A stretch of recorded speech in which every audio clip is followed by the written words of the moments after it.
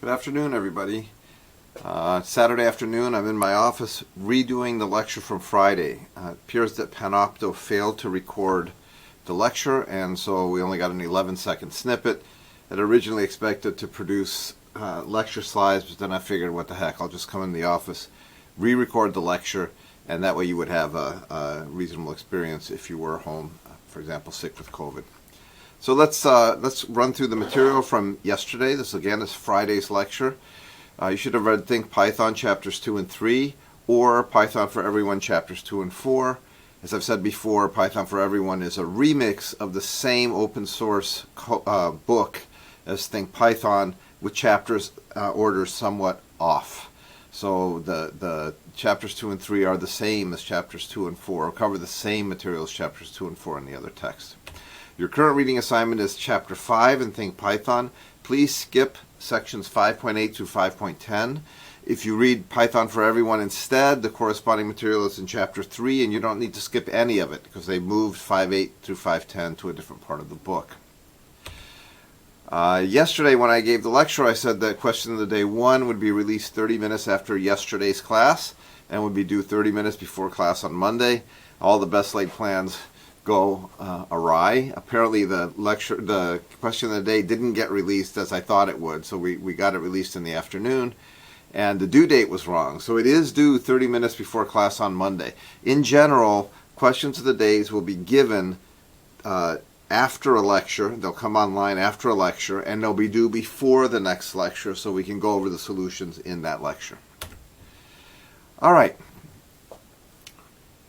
In the lecture yesterday, I actually took a brief respite to go through how to work the Question of the Day in the browser, but since you've all probably already started doing that and we've been talking about it on Piazza, I'll defer that discussion, which will make this recording a little bit shorter than the actual lecture. So we had been walking through the Python standard data types. We talked about integers and floating point numbers. We'd introduced Boolean values and the operations on integers and floating points, at least some of them, and the operations on Booleans as well. Today we're going to start on sequence types. There are many different sequence types in Python. These are unusual when compared to other languages. You'll see sort of some similarities with other languages, but there are many differences as well. And we're going to start today with the string sequence data type, because that's sort of the more intuitive one, and then we'll go on and cover the other four. I won't cover byte arrays. There are other types like generators. We probably won't cover those, but we'll get the basics. So we'll start today with strings.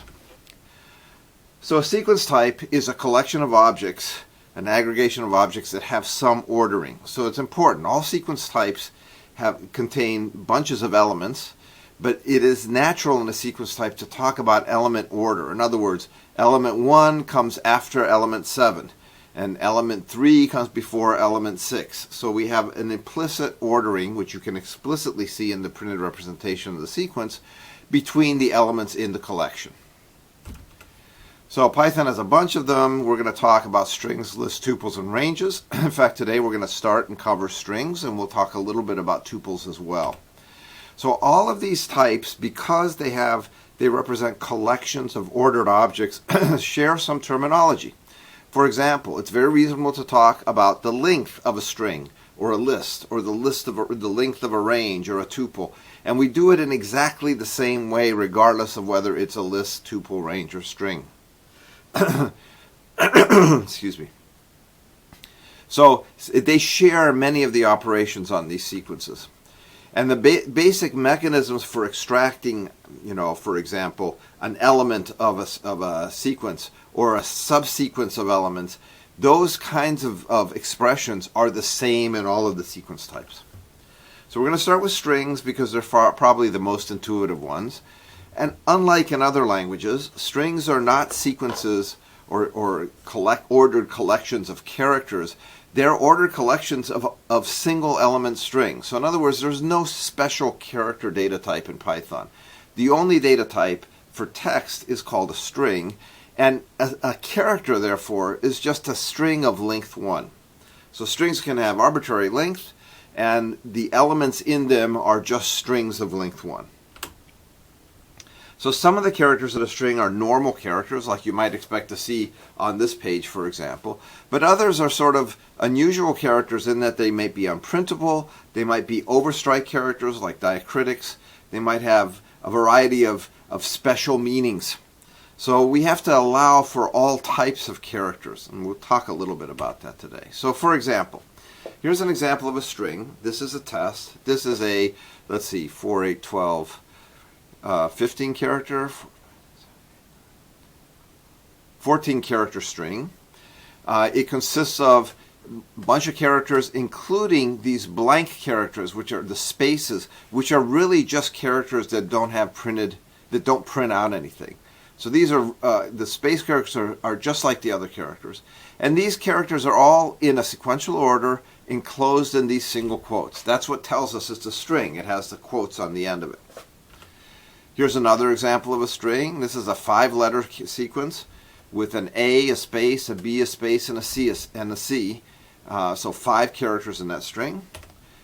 Here's another string that generates an error. It's the string I don't know, but it generates an error because when it sees that first quote, it starts reading characters, by it I mean Python, starts reading characters until it gets to the matching quote, which it encounters halfway through the string.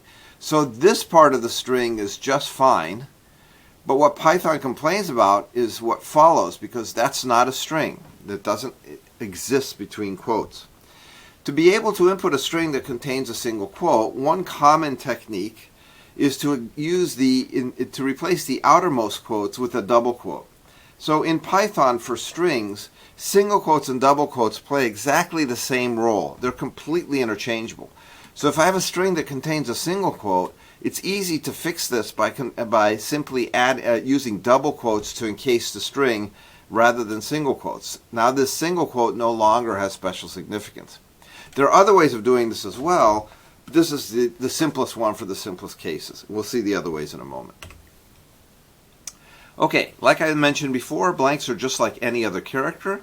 Note that this string here, which is a string of length 1 containing a single space, is not the same as this string, which is simply 2 quotes with nothing in between them.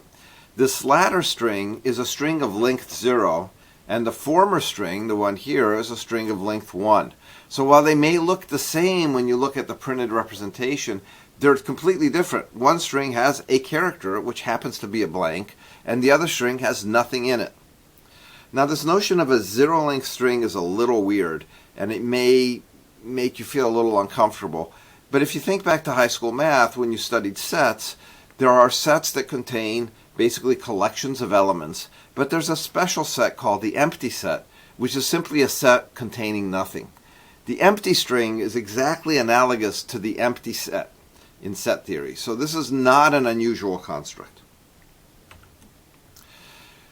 Now some of the special characters that we might have in a string are actually what are called control characters, characters that control how the string would be printed. And these characters appear after a special introductory character which is called the escape character. The escape character in Python is the backslash, that's this way, not the forward slash this way. So the backslash is the one that is above the enter key on most keyboards, and the forward slash is the one that's next to the shift key in most keyboards. So whenever Python reads a string that contains a backslash, this escape character tells Python that the next character is not just a regular T, it's a special T.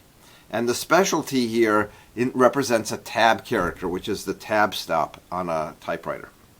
Similarly, the backslash n represents a new line, and the backslash r represents a carriage return.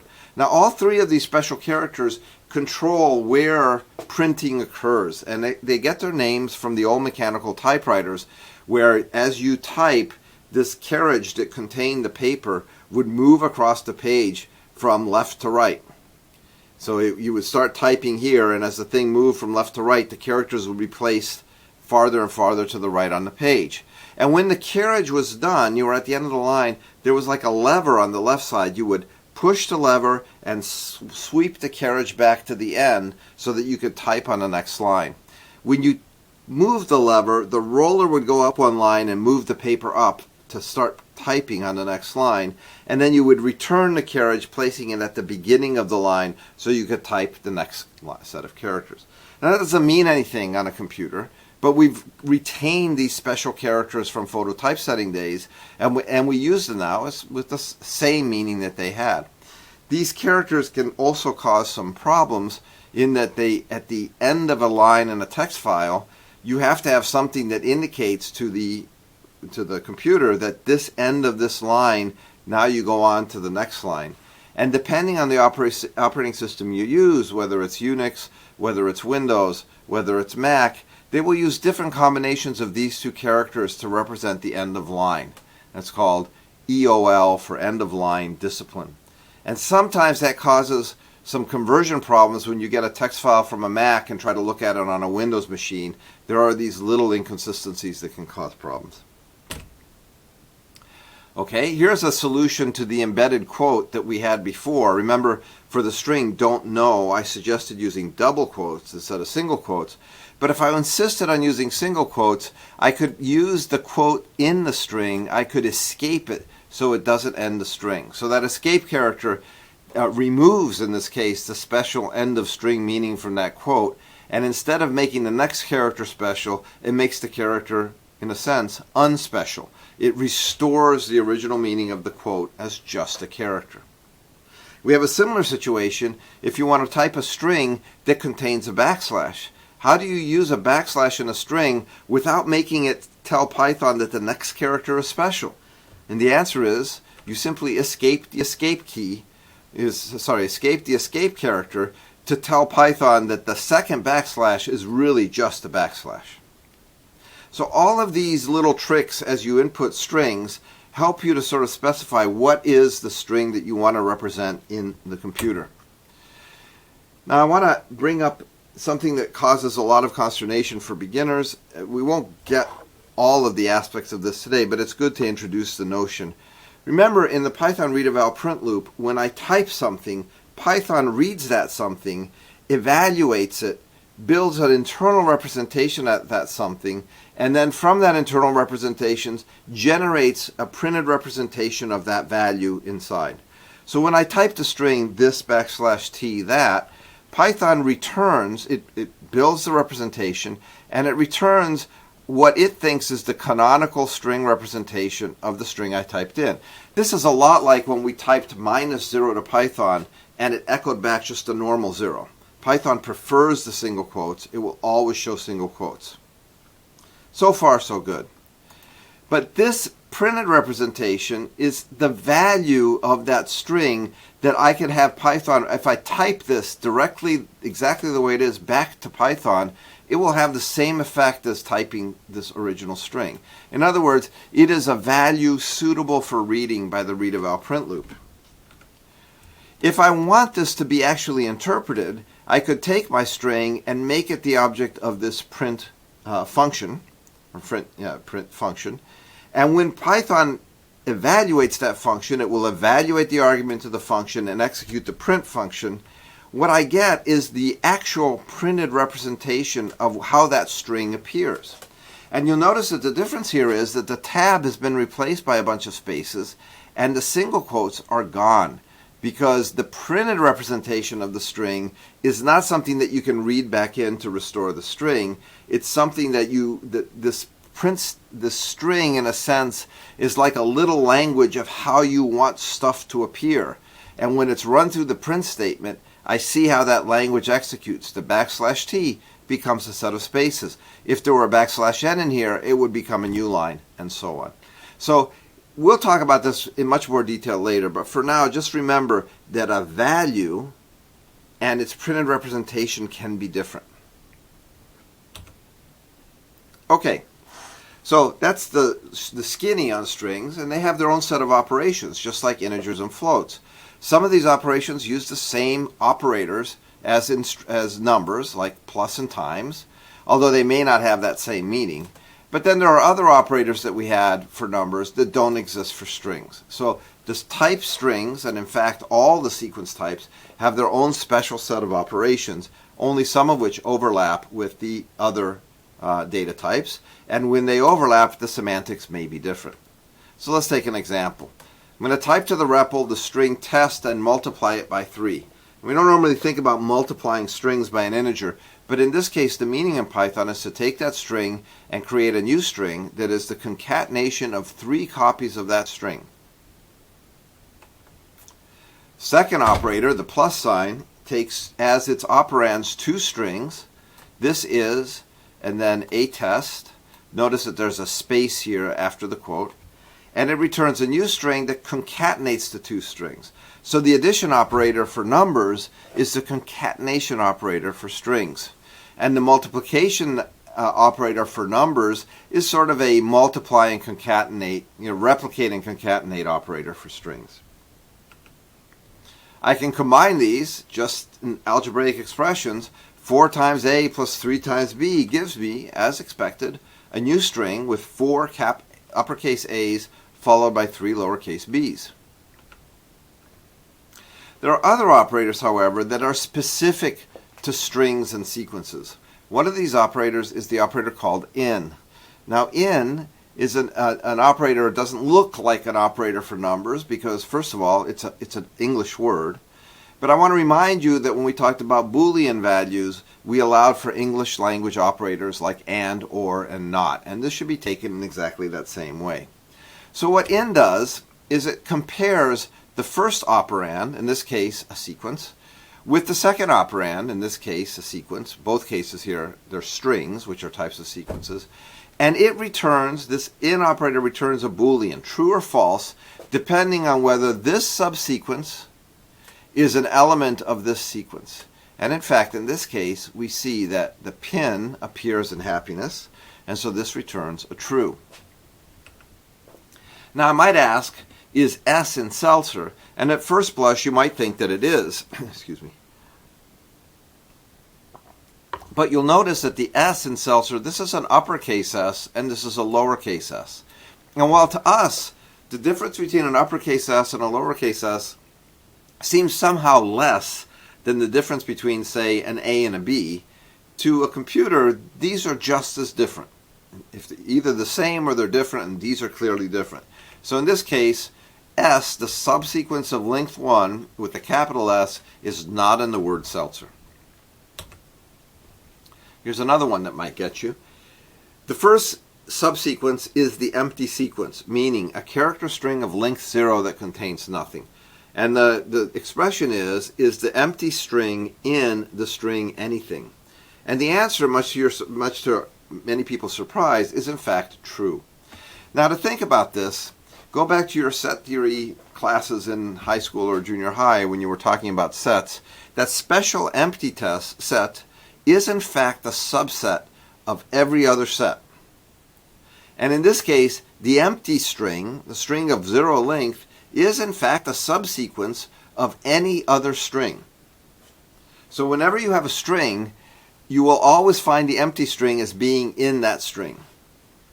And that's true for sequences in general. Here's another one that's unusual. You will see sometimes expressions like this, 7 not in foobar. Let's talk about this a bit. First of all, we'll notice that this 7 is not the number 7. This 7 is the string containing one digit, a 7. It does not have a value of 7. It is a string, a sequence of length 1. We recognize the in statement here, and this is a string foobar. So if the not were not there, 7 in foobar has an obvious answer. The answer is false because there is no character 7 in the string foobar. And I've seen nots before. Nots reverse the logical sense of a Boolean value. So like we mentioned before, these ins return Booleans. So we might think that this 7 in foobar basically inverts that Boolean, and that would be correct. So 7 is not in foobar, so this expression returns true. Now, this is an example of a type of what we call syntactic sugar. In other words, the real expression here is something like this. Not, and then these are algebraic groupings, 7 in foobar. So this expression or sub-expression returns false, and when I negate it, I get true. But it's awkward to write this. When we think of membership, we often think of in and not in as sort of, restatements of the complementary operators. So Python allows for that not that would normally occur first to be moved inside and appear with the in, just so it's easier for us to think about it. But the net effect is that 7 not in foobar is just not the negation of 7 in foobar, which is false, therefore the result is true. All right, that about covers it for strings, sort of the long and short. Strings have many special operators you'll have read in your book. You should be reviewing those string operations. We'll talk more about them as time goes on, but by and large, you know the basics of representing things as strings. We're going to look at another sequence type now. The next sequence type we're going to look at is the tuple. And tuple is a really unusual sequence type. So the tuple allows you to aggregate objects of any type into a collection of ordered objects, meaning that appear in a particular sequence. So unlike strings, which only allow you to collect substrings, tuples allow you to collect anything. They can collect strings, they can collect integers, floating points, they can even collect other tuples or other sequence types. So tuples are generally expressed as being enclosed in parentheses. When I say parenthesis, I mean the rounded kind of parenthesis, like this one. And items are separated by commas. So every non-empty tuple requires at least one comma. Let this be your first CS1 mantra. When you go to bed at night and you're having trouble falling asleep, try repeating to yourself, every non-empty tuple requires at least one comma. Why this is important will become apparent in a moment, but it is a stumbling block for a lot of beginners. So, how does a tuple look? Well, here's an example of a 3-element tuple that contains 3 integers. It's introduced by the rounded parentheses, and then the elements inside that tuple are separated by commas, and the ordering on those elements here happens to match the value ordering, but doesn't have to, of course. I could have easily had a tuple that was 3, 1, 5, which would not be in value ordering, but would still have an ordering. So here we say 3 is after 1, and 1 is before both 3 and 5, and so on. Here's another example of a tuple. 0.01, which is a float, true and false, which are booleans, and then my house, which is a string. This is a 4-element tuple containing 4 elements, but unlike arrays, which is what people often compare tuples with, arrays from other languages are different than tuples because they only collect objects of the same type. So if you have a Java array, you can have an array of integers or an array of floating points or an array of something else. But what you can't have is an array that collects a floating point, an integer, a string, and all sorts of other things. Sort of a promiscuously includes any type of object. Tuples and other sequence types in Python are able to do that, which is one thing that differentiates them from what you may have used before. Now, as an analogy to the empty string, we can also represent the empty tuple as just 2 parentheses back to back. This is a tuple of 0 elements. It is the empty tuple, just like the string is the empty string, and the set is the empty set. So this is exactly the analog. And what is this? Now some of you, if you look at this, you might think, oh, we're talking about tuples. It's a 1 in parentheses. This must be the tuple of length 1 that contains an integer 1. And if you think that, then you would be wrong. It's wrong because it violates this rule. It is a non-empty tuple of, so meaning at least 1 element, and it should have at least 1 comma. Now the reason that this is a problem in Python, and the reason that we require a comma, this is what it should look like. The reason we require a comma is because unfortunately rounded parentheses have 2 different meanings. They can be used to introduce a tuple as we're seeing here, but as you know from our prior work with numbers, they can also be used as algebraic grouping symbols. Meaning, if you wanted to type left parentheses 1 plus 3, right parentheses times 4, the answer would be 16 because it would force you to do the addition first and then the multiplication. So the issue here is that this particular notation, which could be a 1-element tuple if things were done consistently, would also look the same if it were an algebraic parenthesis grouping of the integer 1. And because those two interpretations are not consistent, we cannot have an ambiguous interpretation when typing to a computer. So the solution is that when you're dealing with tuples, any non-empty tuple requires at least a comma. This has no algebraic interpretation, just like this has no algebraic interpretation. Only this one has an algebraic interpretation, which is in fact the correct interpretation. So this is something that captures a lot of beginners. Be very careful with tuples. By the way, we'll talk about this again later, but for now, I'd just like to mention that when you're typing to the Python REPL, Python is not really reading just one expression. It is looking to read tuples. In other words, comma-separated multiple expressions.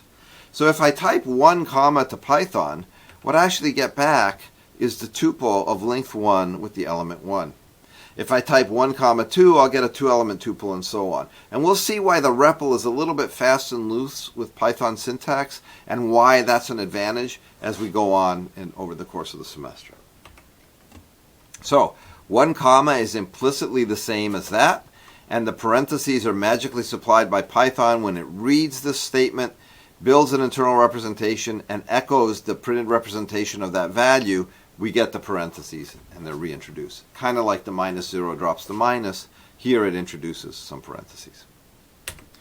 Okay, let's try some combinations of strings and tuples. We already know that string times 2 is itself a string, which contains string string.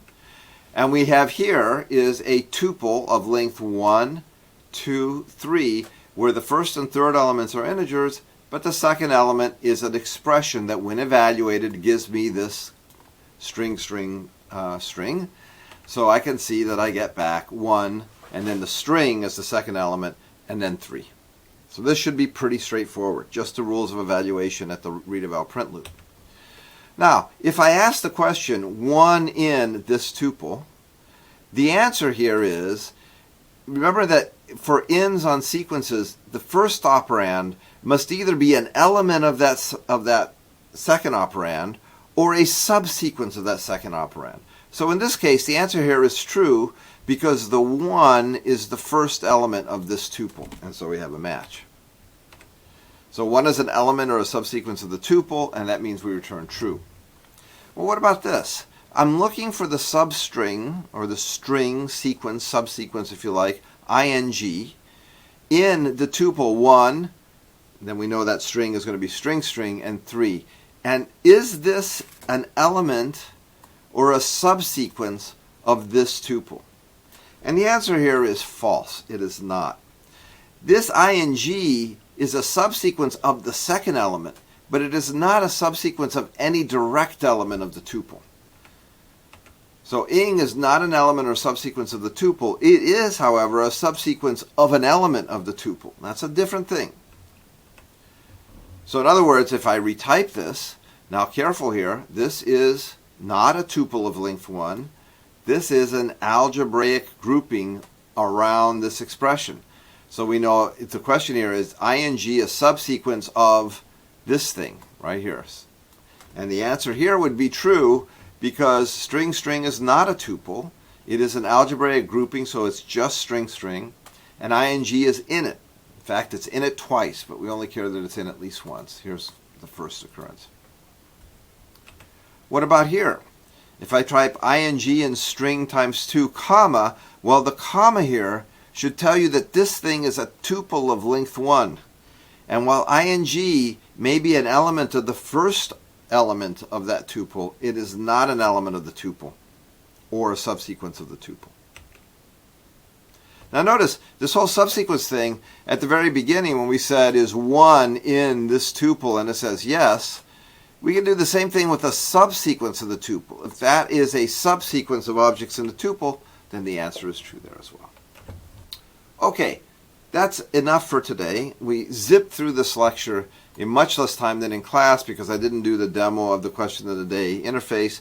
But I did want those of you at home who went with disappointment and saw that the lecture had not been uploaded or had only 11 seconds had been recorded, I thought I'd just come in and re-record it. So you should have most of the information from today.